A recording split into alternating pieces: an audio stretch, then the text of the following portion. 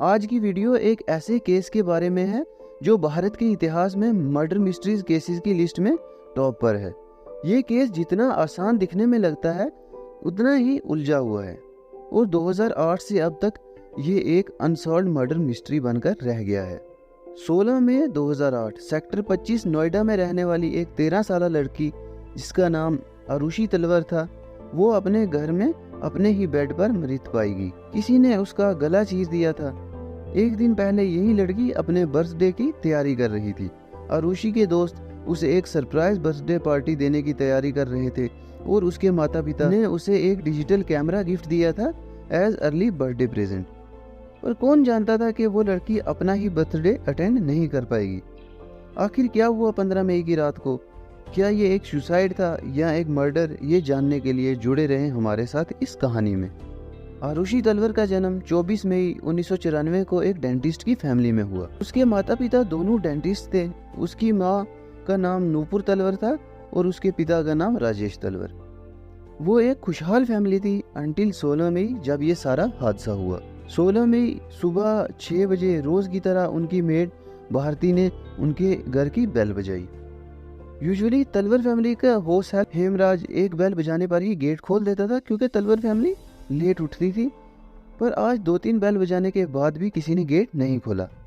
फिर भारती ने जब कंटिन्यूसली बेल बजाना शुरू की तो आरुषि की माँ नूपुर ने गेट खोला।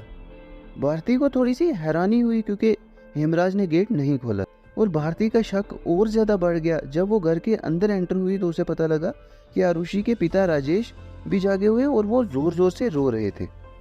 भारती ने नूपुर से पूछा कि राजेश क्यों रो रहे हैं, तो नूपुर ने भी सिसकते हुए आरुषि के कमरे की तरफ इशारा करते हुए कहा कि देखो हेमराज क्या कर कर भाग गया।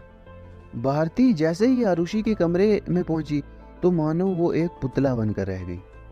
वो अपनी जगह फ्रीज हो चुकी थी क्योंकि अंदर आरुषि के बेड पर आरुषि की लाश पड़ी हुई थी। उसका गला किसी ने काट दिया था। इसके बाद उसने तुरंत पड़ोसियों को बुलाया और डॉक्टर्स को भी कॉल की। पुलिस वहां पर 7:17 पर पहुंची और जब पुलिस वहां पर पहुंची वहां पर तलवर्स के बहुत सारे रिश्तेदार और पड़ोसी भी मौजूद थे और इन सब के वहां होने की वजह से अब फिंगरप्रिंट्स और बहुत सारे सबूत का कोई नामो निशान नहीं था।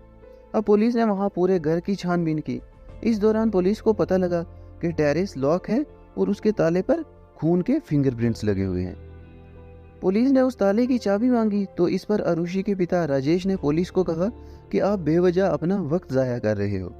मुझे पूरा यकीन है कि ये कत्ल हेमराज ने ही किया है, आप उसे ढूंढें। क्योंकि राजेश को हेमराज पर शक था इसलिए पुलिस ने हेमराज की तलाश शुरू की और उस पर 25,000 का इनाम भी रखा। हेमराज बेसिकली नेपाल से था इसलिए नोएडा पुलिस उसे ढूंढने नेपाल चल पड़ी और दूसरी तरफ आरुषि के माता पिता उसकी अस्थियां बहाने हरिद्वार चले गए।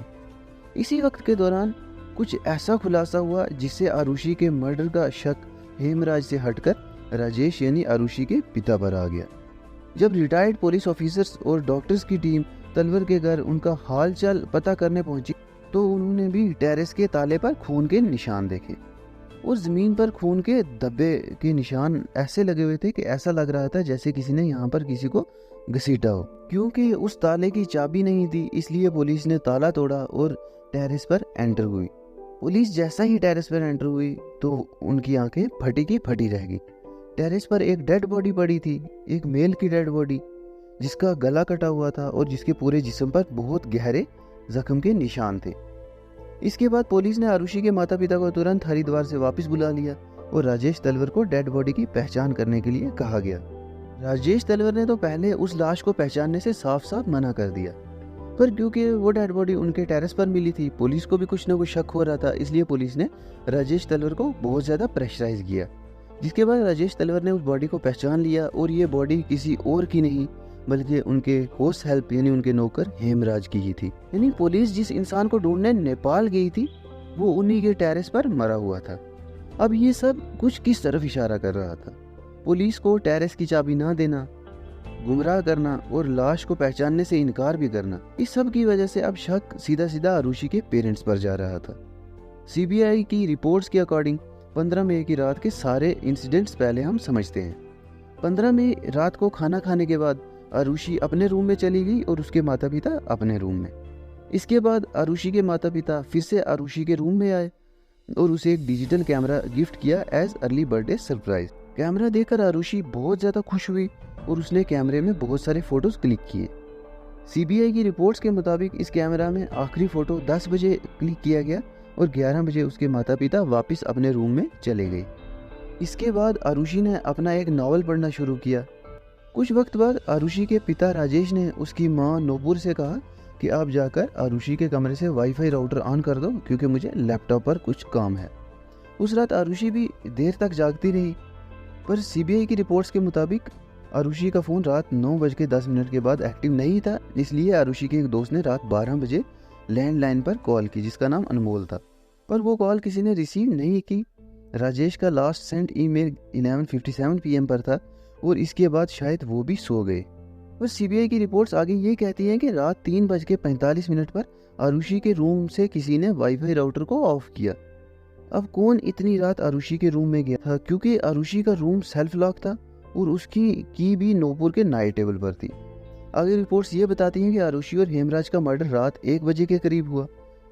अब जो रात 3:45 पर वाईफाई राउटर ऑफ करने गया, क्या उसने आरुषि की लाश बेड पर नहीं देखी या फिर वही कातिल था?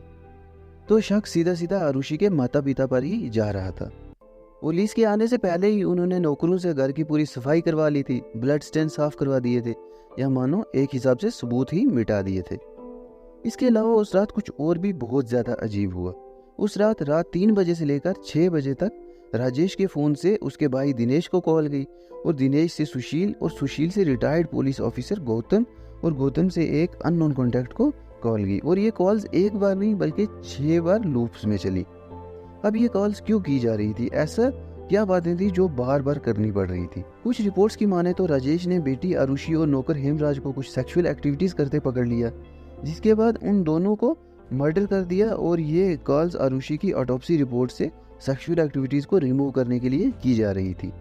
इस बेस पे 23 मई 2008 को पुलिस ने तलवर फैमिली को हिरासत में ले लिया, पर लैक ऑफ एविडेंस होने की वजह से वो तुरंत ही बेल पर बाहर आ गए। अब इतना तो क्लियर था कि इस केस में घर वालों का ही इन्वॉल्वमेंट है, क्योंकि बाहर से किसी के आने की पुलिस को कोई भी सबूत या प्रूफ नहीं मिले। 2010 में सीबीआई ने केस किसी और को सौंप दिया और 2011 में ये केस फिर से रीओपन हुआ। फाइनली नवंबर 2013 को राजेश और नूपुर को उम्र कैद हो गई और सबको लगा कि बच्ची को इंसाफ मिल गया। पर 2017 में राजेश और नूपुर को रिलीज कर दिया गया क्योंकि उनके खिलाफ कोई भी डायरेक्ट एविडेंस पुलिस के पास अवेलेबल नहीं था। आज वो दोनों फ्री घूम रहे हैं और उनका कहना है कि आरुषि के केस को पुलिस ने तबाह बर्बाद कर दिया, पुलिस ने ढंग से इन्वेस्टिगेशन नहीं की और अब किसी पर भी ब्लेम करें, पर यह केस हल नहीं हो पाया और ये केस सुलझने की जगह और ज़्यादा उलझ गया और आज इंडिया का ये एक फेमस अनसॉल्व्ड मर्डर मिस्ट्री बनकर रह गया है। तो ये थी Aarushi Talwar murder mystery case. Video आपको कैसी लगी कमेंट करके ज़रूर बताएं और जाते जाते चैनल सब्सक्राइब करते हैं।